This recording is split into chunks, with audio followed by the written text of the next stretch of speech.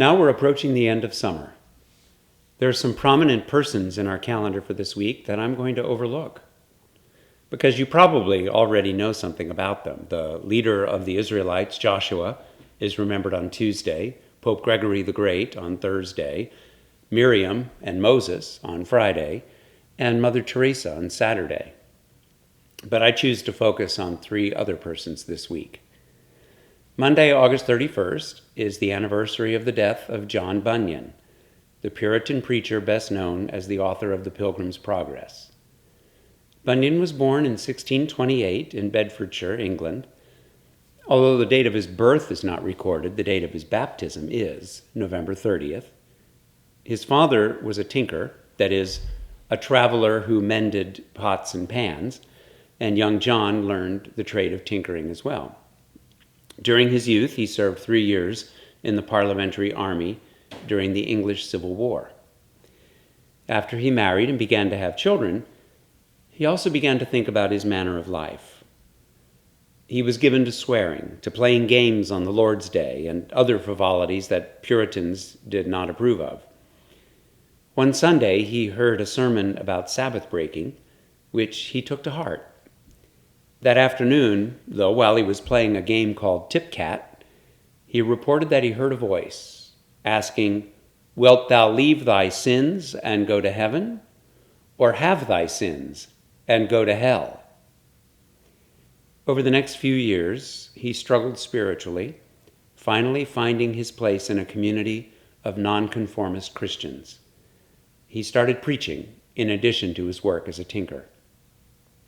In 1660, with the restoration of the monarchy, everyone was required to attend established Anglican services. Bunyan, however, continued his preaching, for which he was arrested, tried, convicted, and spent 12 years in prison. While there, he wrote a spiritual autobiography, and he also started work on The Pilgrim's Progress. In 1672, the king issued a decree of toleration, and he was released. He did not return to his work as a tinker, but preached and wrote, finishing The Pilgrim's Progress and composing some 40 other works. Then once, while traveling to London to visit a friend, he was caught in a storm and fell ill with a fever. Not long after, he died in his friend's house at the age of 59 on August 31st, 1688. On Wednesday, one of the people remembered is William of Roeskilde, an 11th century Danish priest. Now, that is, he was Anglo-Saxon. He was a Dane from England, and he served as chaplain to Canute, the king of England and Denmark. William accompanied Canute on trips to Scandinavia, and on one of those, he determined to stay there to help with the evangelization of the people. He served the church in Roeskilde, and in 1044 was named bishop there. He's particularly remembered for an incident involving King Sweyn II, who was his close friend. King Sweyn was told that some of his courtiers had insulted him, and he was so angry that he ordered them to be killed. They were slaughtered while they were in church, early on New Year's morning. Now, later in the morning, when the king came to church to attend Mass, the bishop stopped him at the door. "Stand back, executioner," he said, and he declared the king excommunicated. The king's men drew their swords, but the bishop refused to back down, so the king and his party withdrew. Sometime later, the repentant monarch, barefooted and garbed in sackcloth, returned. He expressed his heartfelt contrition, and the king humbly asked for forgiveness, and in the presence of his subjects, he performed public penance, whereupon the bishop gave him absolution for his crime and lifted the excommunication. From that time forward, the two worked in harmony together to counter superstition and to spread the light of the faith in Denmark. When King Sweyn died, his body was temporarily held at Ringsted until the construction of the cathedral at Roeskilde was completed. When the body of the king was taken there to be buried, the bishop himself died, and the two friends were buried together. Finally, on Friday, September 4th, the Book of Common Worship invites us to remember Albert Schweitzer, theologian, organist, humanitarian, philosopher, and physician. He was born January 14, 1875 in Alsace-Lorraine, at the time part of the German Empire, but soon to become part of France. He was the son of the pastor of a church that had both Protestant and Catholic services at different times of the day.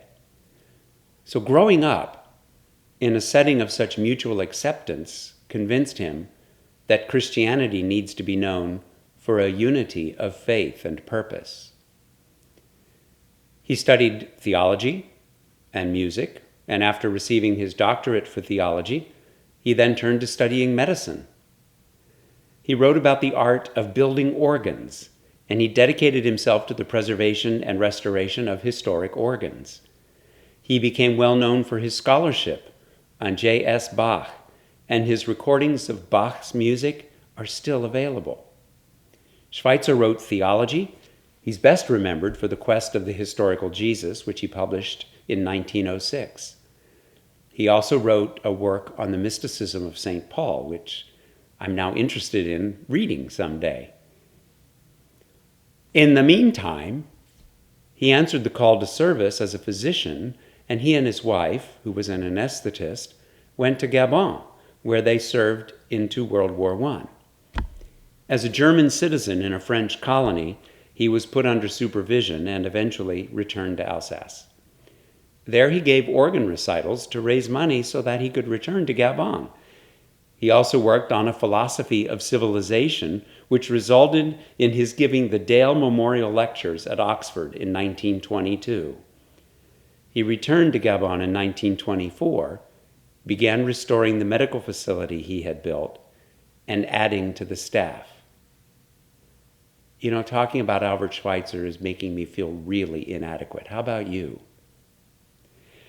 Over the next decades, he divided his life between Europe, where his family, his wife and children, where his family lived, and Gabon. He became an activist for a sane nuclear policy, and in 1952 he was awarded the Nobel Peace Prize. He continued to serve in Gabon until his death, September 4th, 1965. He was buried on the banks of the Ogowe River, his grave marked by a cross that he himself made.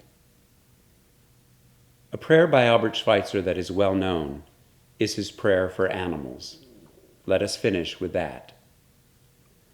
Hear our humble prayer, O God, for our friends the animals, especially for animals who are suffering, for any that are hunted or lost or deserted or frightened or hungry, for all that must be put to death. We entreat for them all thy mercy and pity, and for those who deal with them we ask a heart of compassion and gentle hands and kindly words. Make us ourselves to be true friends to animals, and so to share the blessings of the merciful. Amen.